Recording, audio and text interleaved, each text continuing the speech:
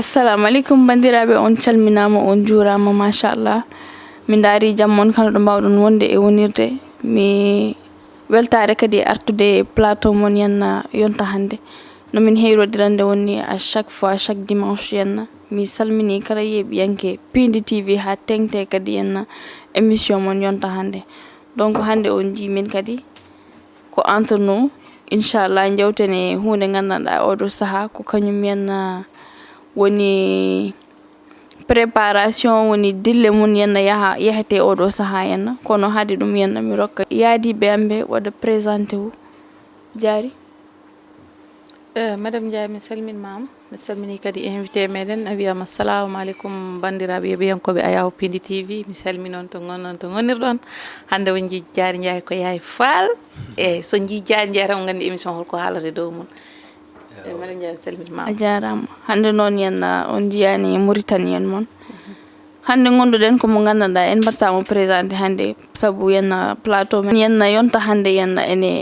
ene gowtimo hankadi yenna mi hokka mo konngol tan o salmodira yeɓiyankoɓe yenna. Ali Fall, mi salminima. Eyyi, hande min woni remplaçant Salma. Salma Aidara. Mi salmini on yeɓiyankoɓe Pindi TV. Mi salmini Madame Ndiaye, Diary Ndiaye, e mi salmini kala yeɓowo Pindi TV. A jarama, a weltanama, machallah. Donc no mbirumi ni tan hande jewteten ko e événement mo gandanɗa ɓoyata yenna ara inchallah woni maggal Touba. Sa nani maggal Touba noon ko hunde gandanɗa hitande kala ene waɗe feete ɗo yenna e Sénégal, sababude yenna Serigne Touba yenna artuno yenna haɓe mbaɗanamo, haɓe mawninamo, haɓe waɗanamo ziyare e fof. Donc ɗum ɗon ɗum ɗon yenna jewteten hande e événement maggal Touba. Est ce que maggal Touba mo adana o e joni o, est ce que ko gotum, est ce que ko sibi Allah nela ɗum ɓe jihirta maggal, walla ko goɗɗum holko jilli hen. ɗum ɗon yimɓe jewtata hen hande, moni fof adda hen miijo mum yenna. Donc Ali Fall, mi hokka Ali Fall fuɗɗo yenna haala yenna e événement maggal Touba. Eyyi, mi salminima Madame Ndiaye, comme o haalirda tan actualité o événement o ko le grand magal de Touba. Magal de Touba noon sa nani ɗum automatiquement miijo ma yahet e Serigne Touba. Mais ko waɗi magal Touba, c'est à dire que magal Touba ko nde Allah le jour où Serigne Touba reçoit des hoddiro, c'est-à-dire des nattu yalla Des nattu, oui, que ko ɗum Serigne Touba waɗata feete. C'est-à-dire la plupart sa yi neɗɗo no waɗa feete tan, c'est-à-dire ko heeɓi bac, ko heeɓi teddungal walla, mais Serigne Touba waɗat feete départ mum nde Allah tegatamo hoddiro, nde fawtamo hoddiro. ko ɗum Serigne Touba waɗata feete pour hollira kane ko Allah tegimo ko welimo. Eyyi, o jaaɓi yenna hoddiro nde. ko jaabi hoddiro. Maggal o noon Serigne Touba wi yo yimɓe fof ala diine l'islam, ala chrétien, ala animiste, yo yimɓe fof ara yettanamo Allah, Wonina ɗum ɗon. ko ɗum woni maggal o. Ok. Donc somi faami maggal Touba ko départ yenna Serigne Touba jarmo nde o yahata. Donc o wi moni kala chaque hitande so ari, feto so ari yenna ɓe jettira ɗum yenna Allah, sababu nde kanko ɓe mawnina hoddiro mo fawa o saabi yenna omo yettira ɗum Allah yenna. Donc anne Diary ko pawra hen. Eyyi, min kam mi fawata, mi namdata tan saabu Ali Fall gonga Ali Fall pour mo yarani noon, mais mo waɗin expliqué ha paamen ko tagi ko woni maggal o. Haalnin kam ko maggal ngal o ardi ko to Serigne Touba rewi to fof, rewi Gabon, Mayombe, ala fof to yahani. Ɗum ɗon noon kanko wawi wadde rendre hommage à Allah tan, ko waɗa comme ene mbiya ko ziyara mawlude meɗen kanko no mawnina jam ñalawma oɗon mais alfal min jiɗi andude maggal yimɓe mbiya maggal sabu yimɓe ne gandi ziyara fof mo jiiɗani wadde heure mo duwote mais maggal kañum ne hol oɗon heure woni heure maggal et selon Serigne Saliou no bokki e halifa Serigne Touba ɓe il y a un jour Cheikh Béthio landimo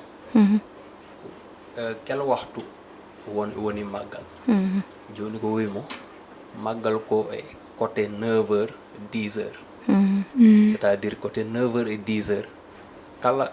mo wawi yo juul yo jang alquran yo jibbina yo jang hasida ko heure oɗo woni maggal wona jemma ko subaka quoi c'est-à-dire 9h à 10h woni yor hein parce que ko heure oɗo Serigne Touba watno départ pour exil ko heure oɗo hoddiro o fuɗɗi e makko fuɗɗo e dow makko quoi ko heure oɗo woni maggal ok mais min jii comme genre jaari en so jeehi maggal ko ñamtade ñamde yarde ɓe ganda sah holto juma o hette Touba si ɗum ɗon ɓe jii ko yaari ko maggal walla ɓe jahani maggal non haɗa andi maggal o wona ziyar tout simplement parce que Serigne Touba wi kala neɗɗo yo ar yettana kam Allah c'est à dire ko wi mi yawani gertogal mais mi waɗali yiyam guilem c'est à dire jour o ko jour sacrifice c'est à dire ya waɗan teddungal hoɓɓe ma yimɓe ma fof c'est à dire que ya janggo en alquran ya janggo en hasayid mais c'est pas c'est à dire yagol e juma o c'est à dire ko ziyar tan mais tigi ko Serigne Touba noddir wona ɗum ko wi si ñalande nen ari ya waɗan teddungal yimɓe ɓe ko ɗum waɗi sa yeehi Touba yimɓe yalta e cuuri mabɓe ɓe dokka hoɓɓe ɓe ñamete fof ko yidda c'est à dire ko ɗum woni maggal carrément ok woni maggal mais wona yahugol e juma o parce que ziyar tu peux le faire à n'importe quel moment mais est ce que min simi yiiɗi wadde ziyar ka juma mi fadata ha maggal par ce que maggal yimɓe fof natat e juma donc ko yidda torade a wawata ɗum c'est à dire sa naati e habru o tan 1 minute ɓe yaltinama joni ko jiɗɗa haalde ko halta ɗum a haalta c'est à dire que yimɓe ɓe waɗat profité pour ara pour yaha e juma o waɗa ziyar mais tigi ko foti e maggal o wona ɗum kadi étranger ɗi hewɓe garat wonɓe Europe ɓe wonɓe sous région ngaji yimɓe fof garat donc juma o Touba hewat no feewi andi maggal kadi yimɓe ɓe keƴata fof e juma he andi maggal sah c'est à dire ko seigne Fallou o wi yo yimɓe fof ar Touba mo wawi o yaha Touba mais maggal ko seigne partout Touba waɗata wiyata maggal ko wi si ñalande nen ari kala to tawma aɗa wawi wadde aɗa wawi wadde a maggal wawi ɗon wadde maggal mais safar o pourquoi 18 jours ɓe mbaɗi safar c'est à dire safar c'est à dire pour mawnina lewru ngu mais ok maggal ko Ñalawma le 18 safar woni maggal o carrément 18e jour o 18e jour mais comme ɓe lewru ngu ɓe ɗum teddinde ok ɓe waɗa première safar chaque jour jusqu'à le 18 ok donc ɗum c'est pas forcé non c'est pas forcé kadi maggal kala ɗo mbawɗa wonde aɗa wawi wadde maggal aɗa wawi wadde janngude hasayid ma ɓawa kafi Touba ma janga kala ɗo mbawɗa wonde hay so tawi a yeehi Touba mais ko jaari winno wiide nani ko tan holko saabi joni maggal joni ko wayno ko concurrence en ɓe mbatta e galleji toon e ɓurɗo wawde orné table ma wadde yiya rewɓeɓe soɓe jaaha ɓe nawat 4 valise 3 valise cikaɓe est ce que ko maggal ɓe jeehi so waɗa perrugue aji fof en jerne ɓe woni fof mbaɗa xeef te maggal en nani touba xeef natta toon ongle natta ene waɗi setteji wutteji kadi sa ɓorni mbiyen ma natta bayfaluji ɗum ɗon caméra ji ɗi jaha toon moɗo filmé surtout dañɓe indeji dañɓe wonɓe waɗɓe célèbre ɓe nawa caméra ji fof nanne e youtube he juste pour wiide kaari waɗi maggal touba mawnini ɓe gadda traiteur aji fof adda invité ji fiya ongle uji maɓɓe fof heure waktu so yoni saɓe kamɓe est ce que haɓe jogii temps ni jooɗaade jannga hasayid walla mbaɗa duwaw e nder galle he est ce que haɓe ɗum waɗi maggal o no heeɓi waɗde ɓe maggal mais il y a des gens qui font autre chose maggal o sa yi e galleji maɓɓe kamɓe ɓe waɗat maggal de par ce que ɓe warat foti warde ko ɓe defa koɓe fatto defude ko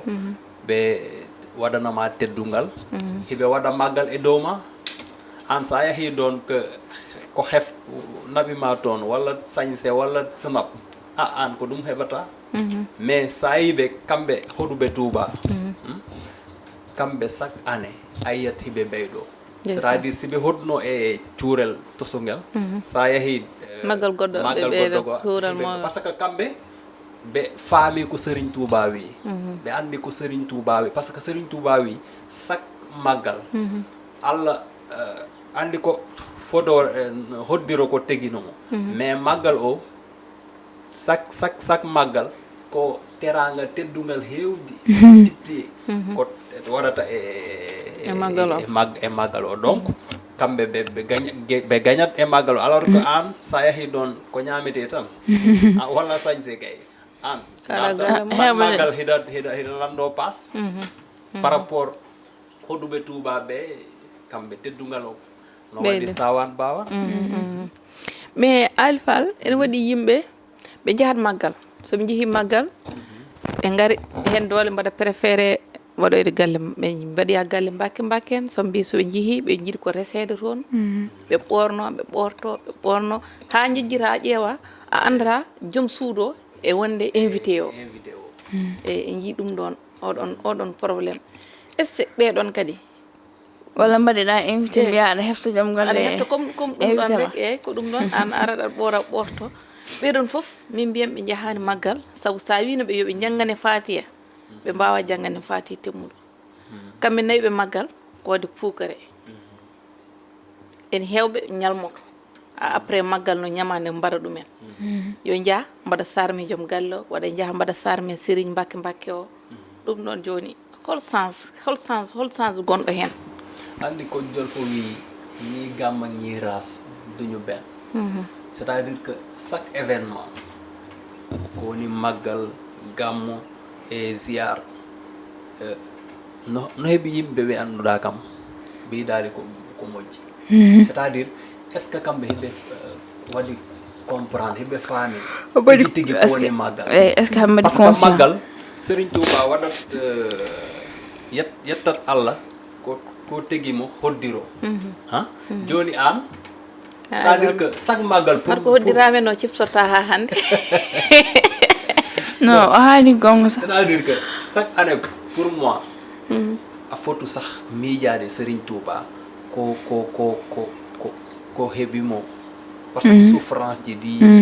jar mako parce que heure o pour en tout cas min nomi waɗirta maggal mi dawat subaka law mi looto mi waɗa sañse mi tega sijadam mi juula ɗiɗi raka simi wawi janggude alquran mi janga mi torono Sénégal torono kala julɗo en tout cas la plupart famuɓe ko woni maggal ko ɗum ɓe waɗata c' est à dire après heure maggal o après a wawi wonde e defurdu ndu defa jonnila teddungal par ce que ɗum kadi no bokki e maggal o mais yaha toon no waɗa gueɗe gewana maggal en tout cas an ko ɗum heɓata neɗɗo kam ko wadda tan ko ɗum Allah hokkano hokkata normalement donc maggal normalement ñantule gonga ni ñantugal ene moƴƴi kono woto ɓe ɓurtin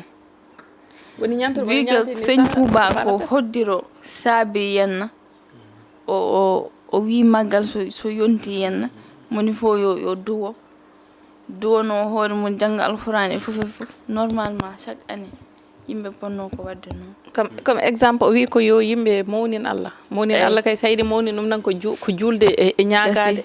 julde e ñaagade mawninde Allah de mbimami warɓe hunde fof ne toon min mi yi dal goto ɓe guddar salo holko mbaɗata nder to sabar wallahi billahi wallahi taala barke la ilaha illallah ko sabar mbaɗat toon e mbaɗa dajale koobaji ɗi wonɓe toon ɓe fof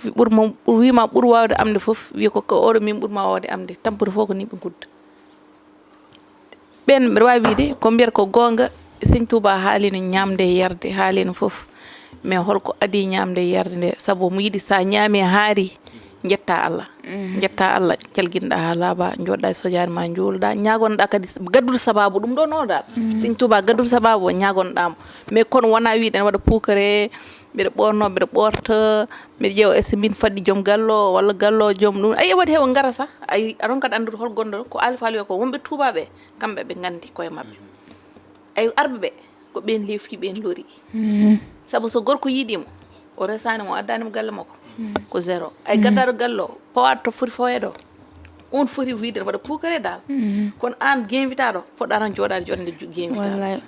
kono wona aɗa ara e galle jananɗo aɗa waɗa ɗum hokkatal aɗa mettina ɗum an gayna mbiya maggal seigne touba mo wote ñëpp dañi wara dem an a yeehi kon jaaɗa ko waɗoyde yewoyde fitin wallahi eyyi ko ɗum ɗon jaaɗa saabu jaaɗa ko jiiɓoyde galle jananɗo saabu sa yettima a tawi soit en wawi taw an e joom galle o no jaltida mais debbo mum anda an ari a waɗa provoqué ko ɓorni fof mbiya aɗa ɓorno ko ɓurti ɗum so ɓooyi so woni debbo ƴoƴƴata mo andu o debbo ko woni dow mum wallahi ɗum joni holko jarɗa a yarani Allah a yarani heɓata kadi maggal en tout cas maggal chaque sénégalais fotino wadde profité e jour oɗo par ce que jour maggal le 18 safar Serigne Touba wi kala teddungal Allah jippinat ɗum e Sénégal e monde o joni noon an imagine an a heɓali gorko a heeɓi yéene yaade maggal toroɗa gorko en tout cas si ɗum tan nabima a heɓat ɗum a heɓali golle wiya min de mi yiiɗi e maggal o e barke maggal o mi heɓa golle moƴƴe joni noon an sa yahi Touba ko moƴƴi nabi ma wona ko boni nabi ma ɗon moɓe miijota ko ni kala ko yidda hen e maggal o tan a heɓat ɗum siko boni noon comme teddugal jiɗi waɗat multiplier ko boni ko waɗat multiplier e ma tan ha ko noon yallah dandu en de waɗanen jaam rek waɗanen maggal jawaɗo wonen ɗon ɓari joni maggal ɓe mbatti ɗum événementiel ko mbiɗa ko so neɗɗo yeehi ha Touba ene waɗa sabar e nder suudu kam yimɓe naji ene waɗi foof ala ko ala toon woɓɓe ni ko toon mbatta profité adda geluji mumen woɓɓe mbaɗa dohanande fof hay goto anda dokkodira rendez-vous ji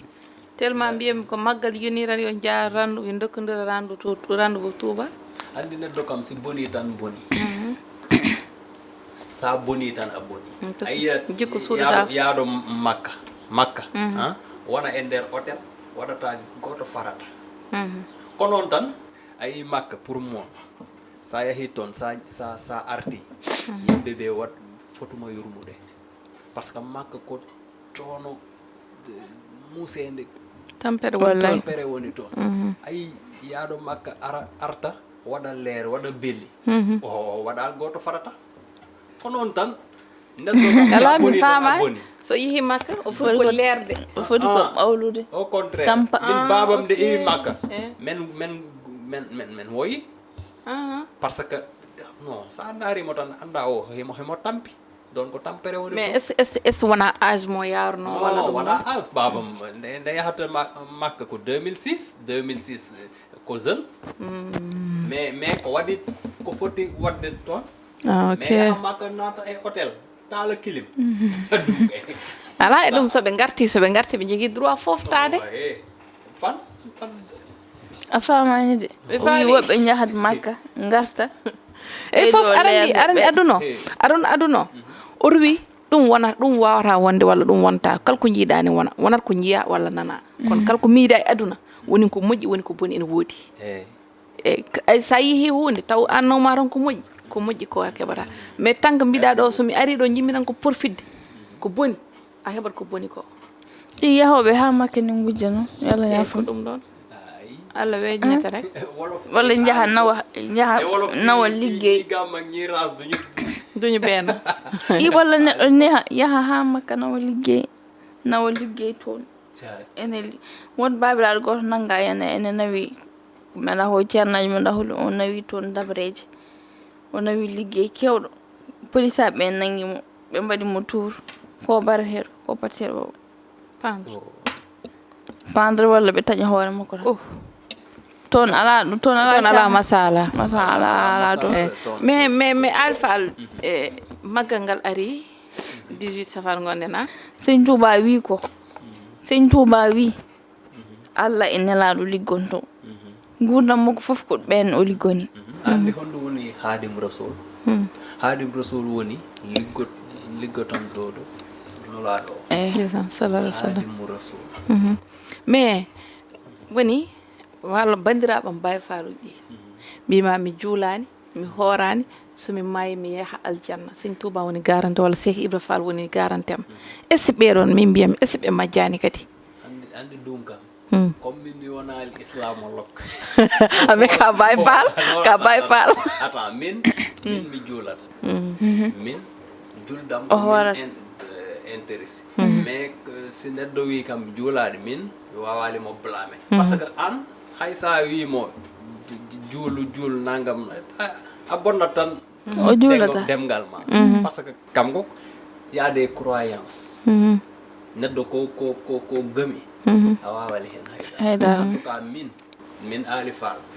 miɗo juula miɗo hoora ceerno gami Sëñ Touba miɗo gami Sëñ Touba miɗo gami Mam Cheikh Ibrahima Fall on ni ko juuli horni yenna gattore mo baali muɗum fof ha Allah wimo hankadin mi waɗinima wacce juule jiida on ko liggi on ko c'est un homme exceptionnel parce que ya haalulaji mi wawa ɗum haalde e média mais min miɗo andi carrément ko waɗi Allah tegginimo julde walla mais comme média wonɗen e des fois sa haali accu tan mi après main kaldu hen or antenne inchallah alors bandiraɓe ɗum wonno hande émission amen haalde haala maggal Touba donc on nani komin wi hen ko kadi j'espère que on paami hen kadi ko heewi ko saabi maggal o e fof donc mi hokka kadi jaari o henodire bandiraɓe rek rakki machallah hande ko ala Yaye Fall hande komi Yaye Fall kadi ko Pape Diop walla Pape Fall Sëñ Saliou e Mam Ibrahima ay kanko Baye Fall ɗum noon il faut mi haala mi jolfe faɗo mi waɗanama anecdote e Serigne Saliou o min nde mi woni université no heeɓi waxtu o annduɗa presque mi jooɗima presque 2 jours mi juulani c'est ça un jour mi hoyɗi Serigne Saliou ko wi kam Ali immo juula c'est ça nde mi woni université Sambo université e mi hoyɗimo kadi e différent himo haalna kam mais mi wawa ɗum haalde e média Serigne Saliou o c'est ça on Baye Sall eyyi woni Baye Sall ko noon tigi on jii enen fof ken gotum saabu enen fof kadi gommiɗen kadi amboɓe minen e murtaɓe eɓe gandu Sëñ Touba koye amen ummi saabu ko Cheikh Amadou Bamba Ba Hadim Rasoul koye minen ummi Cheikh Oumar Foutiyou koye amen ummi Mam Alhaji Malick Baye Niass kala mo ɗaminɗa ceernaji mawɗo koye minen fulɓe gummi kono enen fof ken gotum dal hay goto wayade oppu goɗɗo goɗɗo kadi wawi oppude ene so heure yettude Allah yoni ko enen fof poti yettude sabu enen fof ken julɓe to hedde mo to gummiɗen kadi ko hedde toon paruɗen inchallah ko noon tan on jii hannde machallah baɗɗo mi ni waɗi kam ko Baye Fall mo fi jaar moye Pape Diop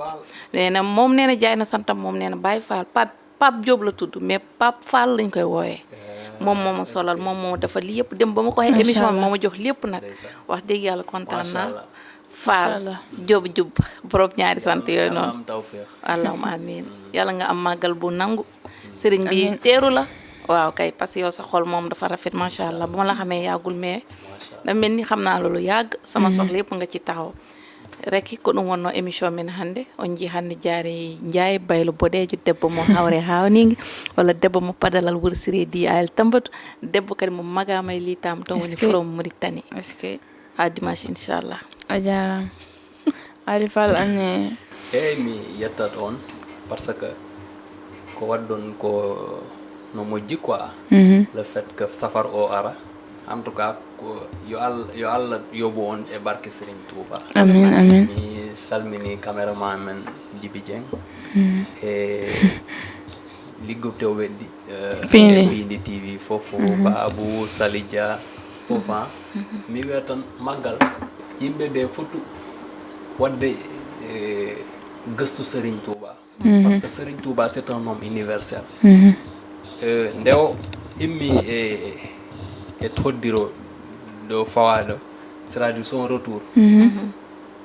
ko ñaaguima Allah kala wonɗo Sénégal ko yaali Tidiane ko yaali ñaslayen wonɗo Sénégal tan yo jeygol donc on ɗon que c'est un homme dimensionnel exceptionnel en tout cas e maggal o men paaɗen o yo Allah waɗanu men jam kalis kewɗo tawfeex sutura mi salmina wajiɓe kalis eyyi kalis kewɗo en tout cas mi ñaagani yimɓe fof e je vous souhaite un bon maggal de Touba merci jarama donc ɗum wonno hannde temmen min dokki on rendez-vous kadi inchallah ha dimanche prochain so hawre welede Allah e chaîne mon Pindi TV en on jarama